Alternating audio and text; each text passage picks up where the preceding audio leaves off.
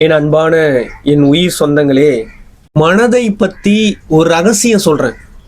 பக்குவப்படாத மனம் கடலில் துடுப்பு இல்லாத படகு போல.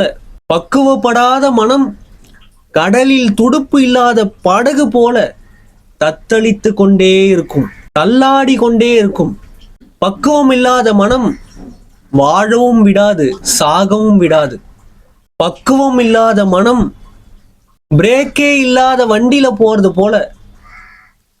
எந்த நேரத்துல எது நடக்கும், எந்த நேரத்துல விபத்து நடக்குனே தெரியாது.